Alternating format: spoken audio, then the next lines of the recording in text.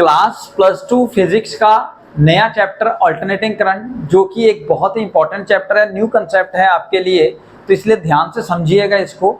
तो सबसे पहले अगर हम बात करेंगे करंट की, current as you all know it is denoted by I and it is defined as rate of change of a charge in given interval of time. So delta Q by delta T या instantaneous के लिए dQ by dt is called current. Current की दो major categories हैं, direct current और alternating current. ये हमारा syllabus में डिटेल में है जो हम पढ़ेंगे थोड़ी देर में। अल्टरनेटिंग करंट को प्रोड्यूस करने के लिए वी हैव एसी जनरेटर, जो कि अगेन इलेक्ट्रिकल डिवाइसेस नाम से टॉपिक आएगा आगे, उसमें स्टडी कर लेंगे। तो अभी आप समझिए डायरेक्ट करंट क्या है। डायरेक्ट करंट उस करंट को कहा जाएगा जो अपनी पोलैरिटी या अपने direction with respect to time change ना करे, यानी कि एक ही डायरेक्शन में वो ट्रेवल करता रहे। अगर पॉजिटिव में ट्रेवल कर रहा है तो पॉजिटिव में रहे, अगर नेगेटिव में ट्रेवल कर रहा है तो नेगेटिव में रहे। वो यूनिडायरेक्शनल हो, यूनिडायरेक्शनल मतलब वही सिंगल डायरेक्शन में which flows only in the one direction, that type of current is called direct current. इसके कुछ एग्जांपल्स मैंने ग्राफ में दिए हैं। लेट्स सपोज यहाँ पे आपने करंट और टाइम के बीच में ग्राफ ड्रॉ करने हैं, तो इस तरह के जो ग्राफ होंगे ये आप देखिए एक ही फॉर्म वेव में चले जाएगा, तो ये यूनिडायरेक्शनल करंट यानी कि डायरेक्ट करंट का एग्जांपल है। कुछ इस तरह से भी हो सकता है, क्योंकि हमने कहीं पे भी यहाँ पे करंट के मैग्नीट्यूड की बात नहीं की है, हम सिंपल बोल रहे हैं कि करंट की डायरेक्शन अगर चेंज नहीं हो रही है तो वो डायरेक्ट करंट है। ठीक है जी। ये केस देखिए आप, यहाँ पे आपने एक फिक्स वैल्यू कर दी है, सपोज कोई भी वैल्यू आपने करंट की फिक्स कर दी और उतनी ही चल रही है लेकिन एक ही डायरेक्शन में चल रही है। ठीक है, आप नेगेटिव डायरेक्शन में भी ड्रॉ कर सकते हैं। लेट्स सपोज ये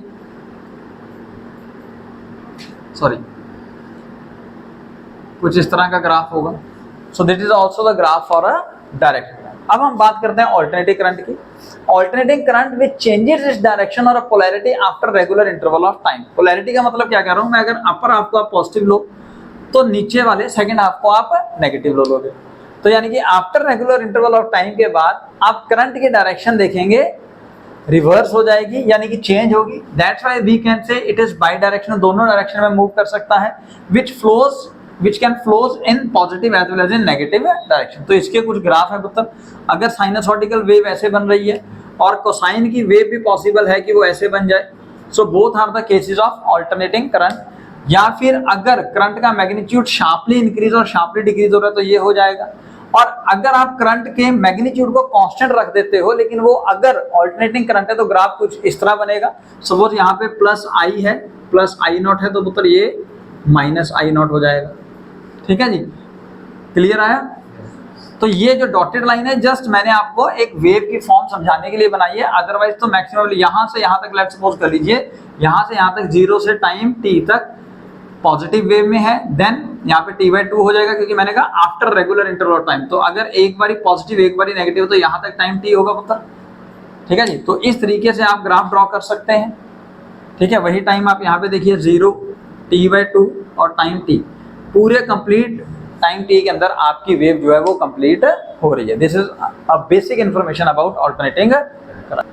तो मैथमेटिकली अगर आप अल्टरनेटिंग करंट को एक्सप्रेस करते हो तो either in the form of sine या कोसाइन अगर एक्सप्रेस करोगे तो आप लिखोगे I = I0 sin omega t या I = I0 cos omega into t। ये साइन वेव है पुत्र, और आपको अभी बताया थोड़ी देर पहले कि ये कॉस वेव हो जाएगी। ठीक है, और on the other hand direct current तो सिंपल करंट का formula change in rate of change of charge with respect to time आप ड्रॉ करोगे, then that will be mathematical expression. अगर एक्सप्रेशन सर्किट के हिसाब से लोगे तो आप एक पॉजिटिव और नेगेटिव टर्मिनल की फॉर्म में डायरेक्ट करंट को शो कर सकते हो, बिकॉज यहाँ आपको पता है डायरेक्ट करंट जो है वो पॉजिटिव टर्मिनल से निकल के नेगेटिव टर्मिनल में एंटर हो जाएगा। ठीक है, लेकिन सर्किट का डायग्राम जो है वो अल्टरनेटिंग करंट के लिए आप कुछ इस तरीके का लोगे। सोर्स ऑफ एसी लिखते हैं, इसको आपको याद हो अगर हमने कई बार क्वेश्चनों में किया है सोर्स ऑफ एसी।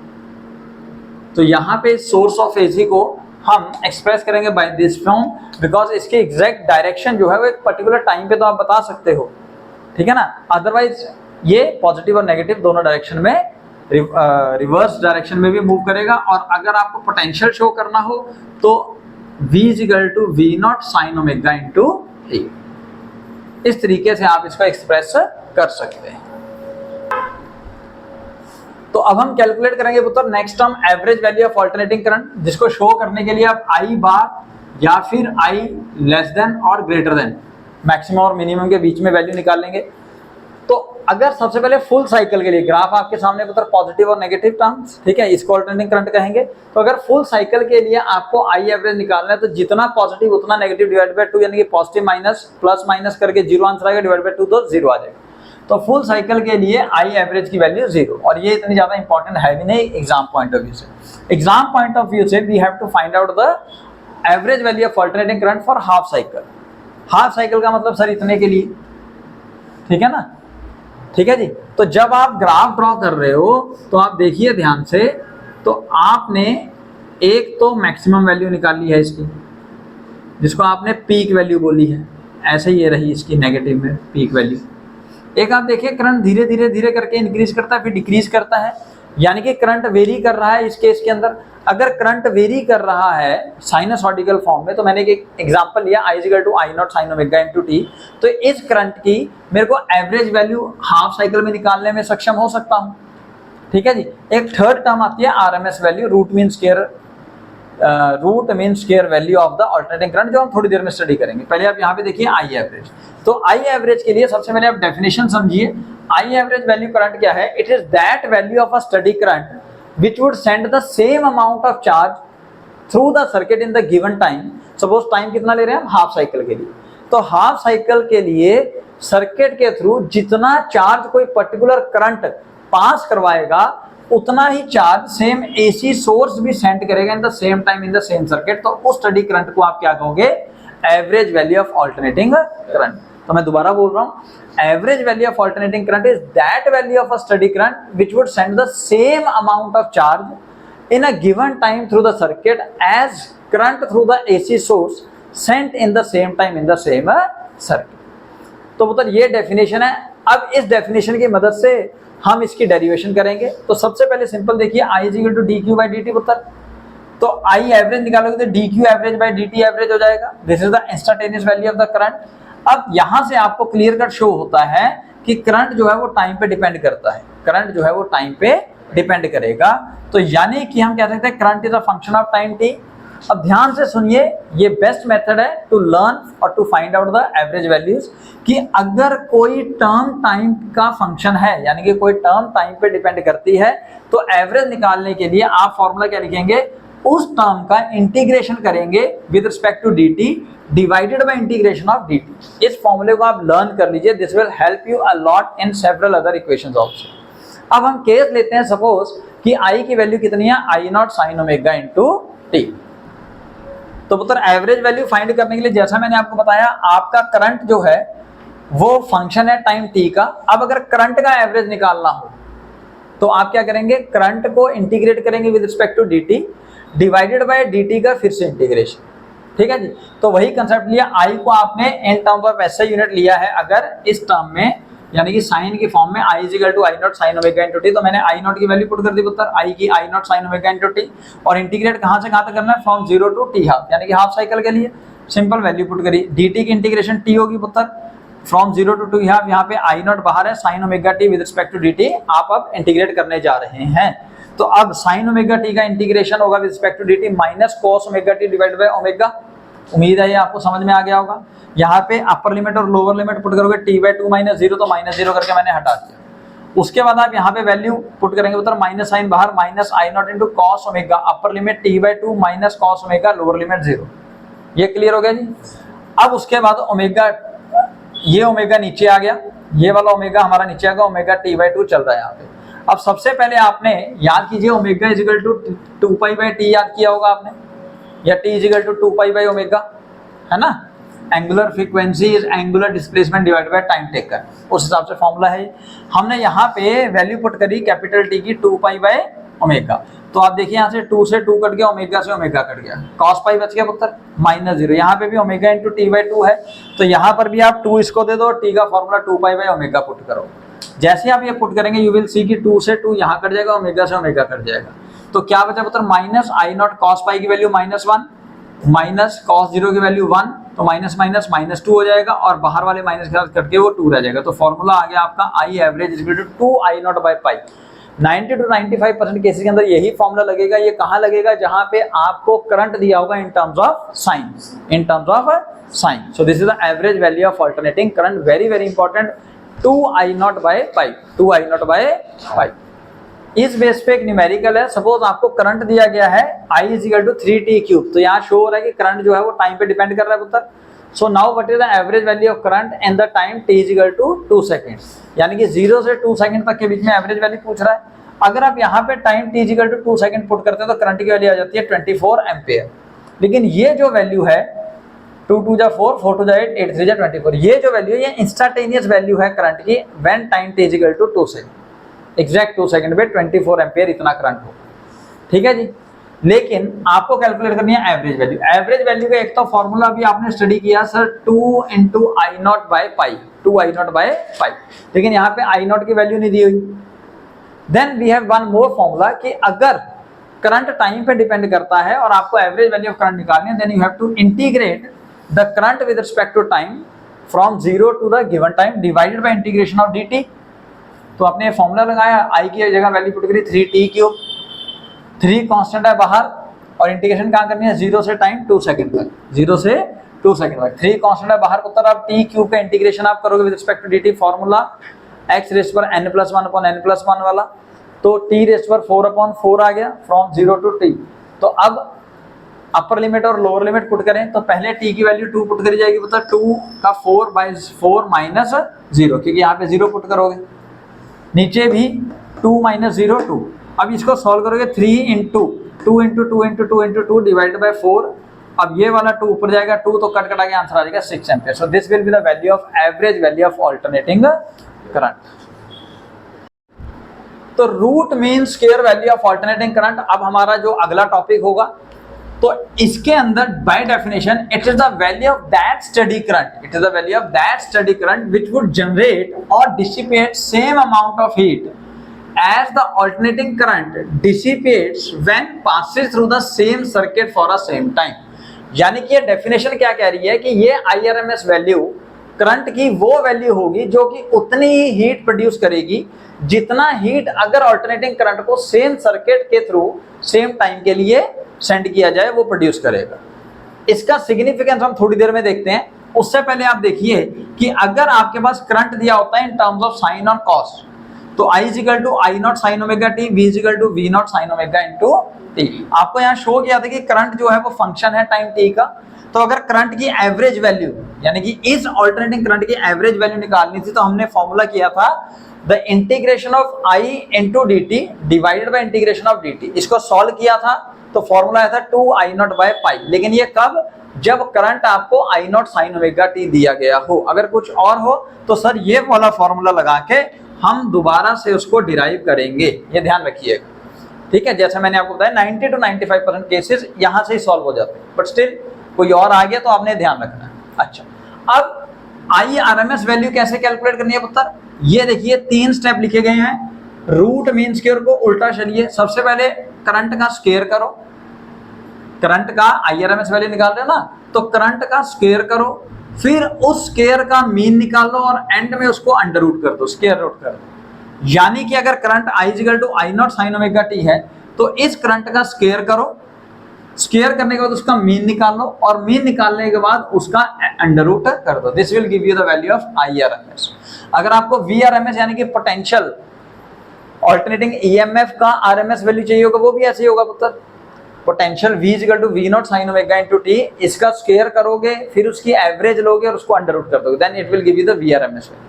अब आपको पहले ये बताया जाता है, ये आपने पढ़ा भी है कई बार, कि करंट की RMS वैल्यू जो है वो होती है I0/√2। तो यहाँ पे आप याद कर सकते हैं कि यहाँ पे 2 मल्टीप्लाई हो रहा है, यहाँ पे 2 डिवाइड हो रहा है और अंडर द रूट हो रहा है, नाम में भी रूट हो रहा है। तो रूट और स्क्वायर नीचे हैं I0 का, अगर आप डिवाइड कर देंगे this will give you the IRMS value. Same आता है VRMS = V0/√2। तो पुत्र जैसा मैंने बताया IRMS की वैल्यू कैलकुलेट करने के लिए आप करंट का स्क्वायर कर दो और फिर उसका एवरेज निकाल के अंडर रूट कर दो, ठीक है जी। अब I0² sin² ωt average under the root. अब इसको एवरेज को दोनों से अलग अलग कर दिया, इसका अलग एवरेज, इसका अलग। अब आप याद रखें for full cycle mathematically the average value of sin ωt, average value of cos ωt is 0 and average value of sin² ωt and average value of cos square omega T is 1/2। ये याद कर लीजिए आप, ये बहुत जगह use होगा, ठीक है जी।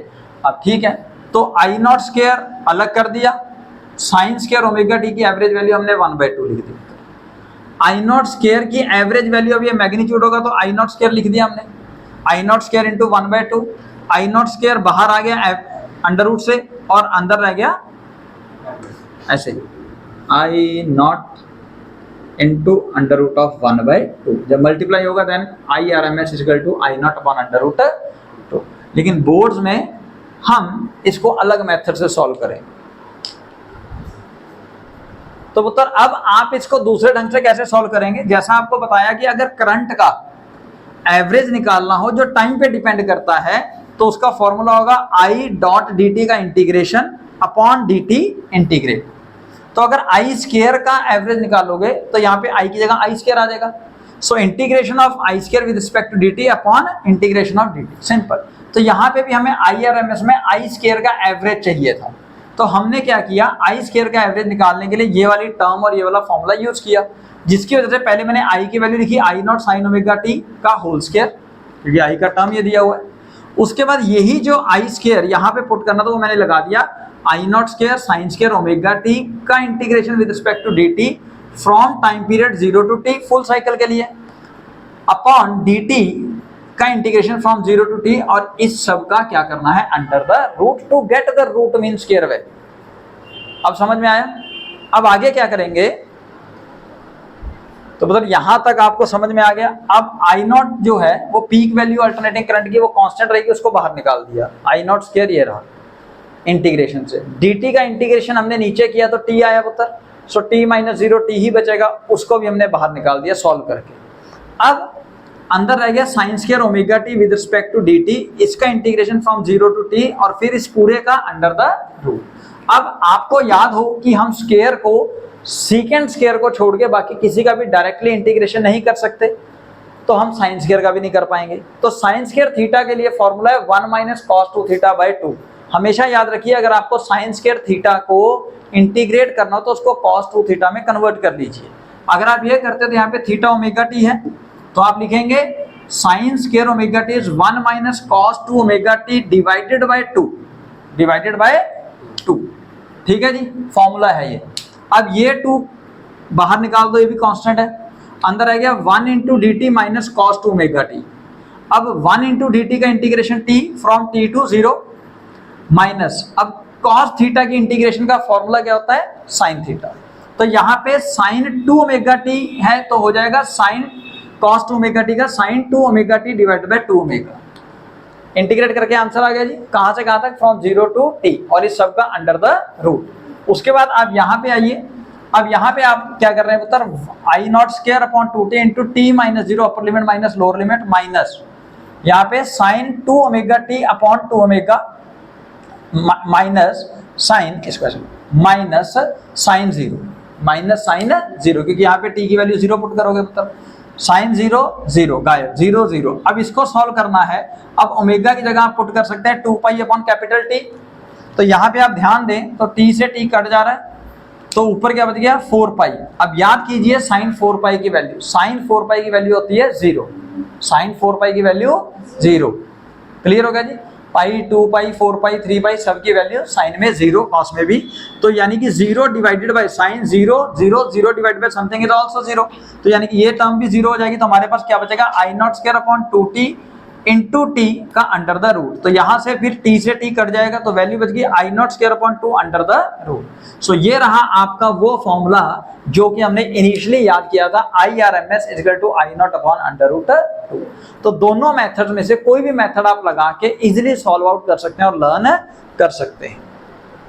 तो पुत्र आपके पास ये फॉर्मूला आ गया I R M S. Similarly आप वी आर एम एस को भी फाइंड कर सकते हो, आई नॉट बाय अंडर 2 या V not by under root 2। अब इंपॉर्टेंस क्या है इस वी आर एम एस या आई आर एम एस की, देखिए एक तो बाय डेफिनेशन इंपॉर्टेंस निकलती है, एक मीनिंग निकलता है कंसेप्ट के हिसाब से। यानी कि आपको सपोज इंडिया के अंदर जो रेटिंग दी जाती है, आप सबको याद होगा, वो होती है 220 वोल्ट 50 हर्ट्ज। किसी भी अप्लायंस पे आप देखेंगे तो ये ऑलमोस्ट लिखा होता है। तो ये जो 220 वोल्ट दे रखा है, ये क्या वैल्यू है, ये वैल्यू है आपकी RMS value, this is VRMS value, याद रखिए VRMS value, this is not the maximum value, this is not the average value, this is the RMS value. तो उस हिसाब से अगर मेरे को मैक्सिमम पोटेंशियल फाइंड करना हो तो मैं क्या करूंगा पुत्र, so VRMS equal to V not by √2, so V naught is equal to VRMS into 1.414, ठीक है जी। इसको अप्रोक्सीमेटली सॉल्व करोगे तो लगभग 311 वोल्ट आएगा।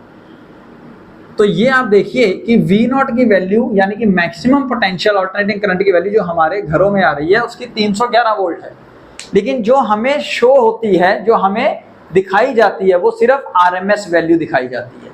और कोई भी जनरल एमीटर वोल्ट मीटर, जो भी आप जनरली आप एमीटर वोल्ट मीटर यूज करते हैं, वो कोई भी हमारे आरएमएस वैल्यूज को मेजर नहीं कर पाता, उनको सॉरी अल्टरनेटिंग करंट को मेजर नहीं कर पाता जो मेन वैल्यूज हैं, I is equal to I not sine omega T, V is equal to V not sine omega T. अगर आपको वो मेजर करनी है तो उसके लिए हॉट वायर गैल्वेनोमीटर या हॉट वायर एमीटर, ये दो इंस्ट्रूमेंट्स हैं जो कि आप यूज करते हैं to find out the alternating current की वैल्यूज। ये क्लियर हुआ जी? तो पुत्र अब लास्ट आप देखिए सिग्निफिकेंस के अंदर कि जितनी हीट प्रोड्यूस करेगा कोई alternating current, suppose alternating current है I is equal to I not sine omega into T, ये एक सर्किट में रजिस्टर के थ्रू पास कराया फॉर टाइम पीरियड टी, तो हीट कितनी प्रोड्यूस होगी पुत्र, I square R into T, ठीक है। अब I की वैल्यू पुट करो I not sine omega into T. अब बेसिकली ये जो करंट है ये वेरी कर रहा है विद रिस्पेक्ट टू टाइम, है ना। तो यानी कि अगर मैं किसी पर्टिकुलर टाइम पे हीट निकाल भी पाता हूं तो वो एक उस पर्टिकुलर टाइम की हो जाएगी, इंस्टेंटेनियस हीट हो जाएगी डिसिपेट होती हुई। लेकिन हमें कैलकुलेट करनी होती है टोटल हीट। तो हम क्या करते हैं, टोटल हीट के लिए सबसे पहले कैलकुलेट करते हैं स्मॉल टाइम dt के अंदर स्मॉल dh हीट डिसिपेट हुई होगी और बाद में उसको क्या करेंगे हम, इंटीग्रेट। तो यानी कि dh निकालने के लिए हम लिख सकते हैं dh is equal to I square R into D T, I square R into D T. I तो कांस्टेंट है ना पुत्र, ये वाला करंट ही ले रहे हो अभी आप, कांस्टेंट नहीं है, ये वाला करंट ले रहे हो इन स्मॉल टाइम dt। अब जब आपको टोटल हीट निकालनी है तो आप क्या करोगे, इसको इंटीग्रेट करोगे, तो integration of dh into I square R into D T. R constant है, बाहर आ गया, so h is equal to R into integration of I square into D T. अब हमें इस टर्म को अगर इस इक्वेशन से बचना है यानी कि इजी बनाना है तो हमें आरएमएस वैल्यूज चाहिए जैसे डेफिनेशन कह रही है। तो उसको लाने के लिए आईआरएमएस की डेफिनेशन देखा, स्क्वायर करो करंट का, स्क्वायर करो मीन निकालो और फिर रूट करो। तो स्क्वायर कर दिया मैंने करंट का और फिर उस करंट का जब मीन निकाला तो आपको फॉर्मूला भी सिखाया है, integration of I square into D T divided by integration of D T, और इस पूरे का रूट कर दो, अंडर रूट। अब स्क्वायर हटाना है तो आप दोनों तरफ अंडर रूट हटाने तो दोनों तरफ स्क्वायर कर दीजिए, तो IRMS square is equal to integration of I square into D T upon D T का इंटीग्रेशन, तो इंटीग्रेशन ऑफ डी टी इससे मल्टीप्लाई हो जाएगा। तो integration of I square into D T जो हमें चाहिए कि वैल्यू आएगी आईआरएमएस का square into integration of D T, ये रही होता। तो ये फॉर्मूला यहां से हमने निकाल लिया, ये वाला फॉर्मूला यहां से, ठीक है जी। अब dt की इंटीग्रेशन करोगे तो टाइम आ जाएगा, कहां से कहां तक सर, कंप्लीट साइकिल के लिए कर लीजिए, फ्रॉम 0 टू टाइम t कर रहे हैं आप, तो यहाँ पे फॉर्मूला आ जाएगा t। तो यहाँ से अगर आप ध्यान से देखें, तो ये वही रिक्वायर्ड हीट डिसिपेट हो रही है in the same time interval, अब इस स्मॉल t को भी मैं कैपिटल T रख रहा हूं क्योंकि हमने इंटीग्रेट किया फ्रॉम 0 टू t, कि जितनी हीट एनर्जी अगर नॉर्मल अल्टरनेटिंग करंट पास करते हुए सर्किट से प्रोड्यूस होगी for the same time period, उतनी ही एग्जैक्टली हीट एनर्जी प्रोड्यूस होगी जब एक कांस्टेंट करंट आईआरएमएस वैल्यू, ये वेरिंग करंट है, ये कांस्टेंट करंट है, जब एक कांस्टेंट वैल्यू ऑफ करंट जिसको आपने आईआरएमएस फिक्स कर दिया वो पास करेंगे through the same circuit for the same time. This is the importance of this root mean square value of alternating current और अल्टरनेटिंग ईएमएफ।